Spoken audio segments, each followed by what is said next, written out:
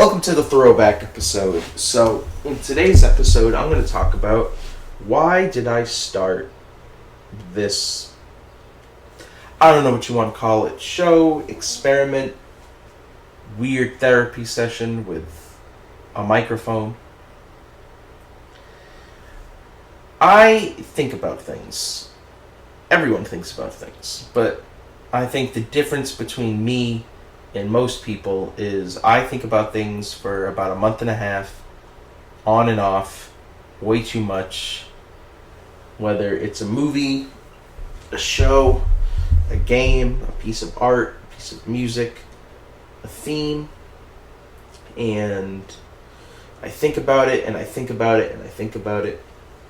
And the problem is I'll want to talk about it, and talk about it, and talk about it. But in all fairness to the people around me, maybe after the second hour of me energetically talking about a thing, maybe they checked out. And that's fair. I can't expect people to have the same level of interest in a thing that I do. So I thought, wow, what if I just talked about it into a microphone? And I brought up, I've been thinking about this thing, and this is what it means, and this is what I think it means, and I set a strict rule for myself where I was going to just talk about things I was excited about, and I was going to talk about negative things, and it's not that I don't think negatively about things, because I saw Madam Web, and Madam Web was garbage. But I want, there's so much of that on the internet these days that why not inject some positivity and talk about things that genuinely excite me, that I'm excited about. So that's how this started.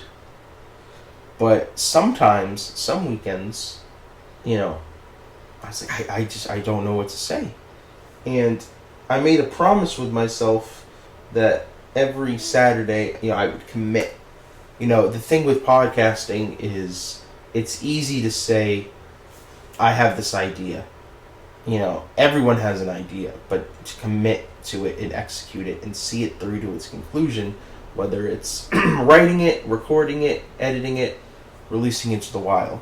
I'm on episode 35, and there are moments, I swear, that I didn't even think I'd get this far. Not because, I can't do it, but because you get to the recording and nothing comes out the way you want it to. You fumble over your words. And I have touched upon this in the Tekken episode. I've touched upon this in other episodes.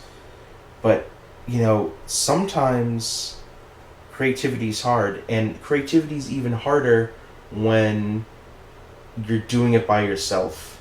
And it almost feels like I'm Sisyphus and I'm pushing the boulder up just to watch the boulder roll down over me and smack me in the face. It's also hard when you have this self-doubt and you think nothing you make is good, and it's this chorus in your head as you're trying to record your 10th time, and you don't know what you want to say, but you kind of have an idea of what you want to say. I've been watching a lot of Mad Max recently, a lot of the making of Mad Max, and I think Fury Road is one of the greatest action movies of the last 25 years. The way it was shot, the way they put it together, how they did the storyboards, how they did the script, what each actor brought to their performance. And I was like, oh my goodness. And, the level of imagination and fantasizing about what the world would be like after humanity fell, how we all repurpose things, how we all act as people. And it's like, that's so fascinating to me. And I've been thinking about it, and I've been thinking about it, and I've been thinking about it. But then when it comes to the microphone, I go and nothing comes out. Nothing comes out. And it drives you crazy. And, oh my God. It's you know, then you think about when they made that movie. That movie was developed in the late 90s. And then it was going to be shot in the early 2000s, and then it got delayed, and it got delayed, and it got delayed. But George Miller kept to his passion about making this movie when all indicators pointed that it may not happen.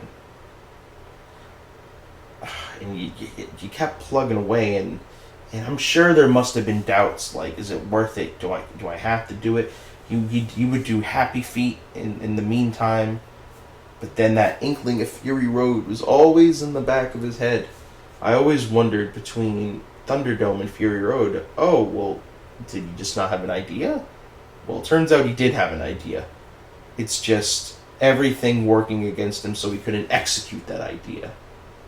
Sometimes I wake up on a Saturday and think, don't I have an idea? Yeah, I do, but it's like the words weren't there and it's hard to form them. I've tried recording this, I think, over 10 times. I could be wrong. I'm probably wrong. And nothing came out of my mouth that I thought would be interesting or insightful. To be extremely vulnerable for a minute, I have this deep fear of being stupid, of being perceived as stupid. And you watch all these other great video essayists that can really have a theme and an idea, and they sound so smart, and I listen to myself and I feel like I sound so stupid that nothing I say has any intellectual worth. Man, it's hard thinking of yourself that way. Did George Miller ever think of himself that way?